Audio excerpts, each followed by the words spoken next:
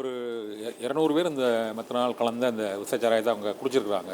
இந்த மெத்தனால் கலந்த விஷச்சாராயத்தை குடித்தவங்களில் 40 பேருக்கு உயிர் பாதிப்பு, ஒரு 10 பேருக்கு கண் பார்வை பாதிப்பு, மேலும் பலர் அந்த தீவிர சிகிச்சை பிரிவில் இருக்கிறாங்க. இவங்க இன்னும் இந்த தீவிர சிகிச்சை பிரிவில் இருக்கிறவங்க வந்து இந்த லைஃப் சேவ் பண்ணுறதுக்கு அந்த ஒரு 48 ஹவர்ஸ் கலந்துட்டா சேவ் பண்ணிடலாம், இல்லைன்னா அதில் பாதிப்பு எவ்வளோ இருந்தால் அந்த உயிரிழப்பு இன்னும் மேலும் அதிகரிக்குமா அது குறையுமா தான் இருக்குது. ஏனென்றால் 200 பேர் அட்மிட்டு, இதில் 40 பேர் இறந்துருக்குறாங்க.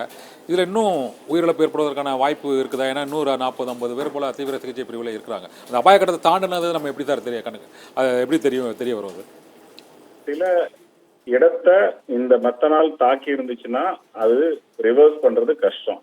ஃபார் எக்ஸாம்பிள் லிவர் இன்ஜுரி ஆயிருச்சு, லிவர் ஃபெயிலியர் ஆயிருச்சு, கிட்னி ஃபெயிலியர் ஆயிருச்சு அப்படின்னா அதனுடைய பாதிப்பு ஒன்ஸ் ஏற்பட்டதுன்னா அதை திரும்ப ரிவர்ஸ்லாம் பண்ண முடியாது. இப்ப நரம்பு மண்டலம் பாதிச்சிருந்துச்சு அப்படின்னா அதை ரிவர்ஸ்லாம் பண்ண முடியாது.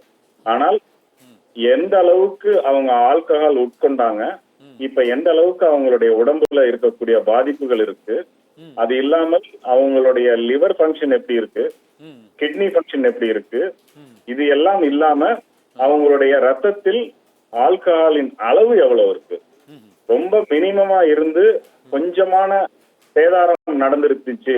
இப்ப லிவர் ஒரு மைல்டு, மாடரேட், சிவியர்னு சொல்லுவோம். ஒரு மைல்டு டீரேஜ்மெண்டா இருந்துச்சு அப்படின்னா அவங்க எல்லாமே ரெக்கவரி ஆகிறதுக்கு உண்டான வாய்ப்புகள் இருக்கு.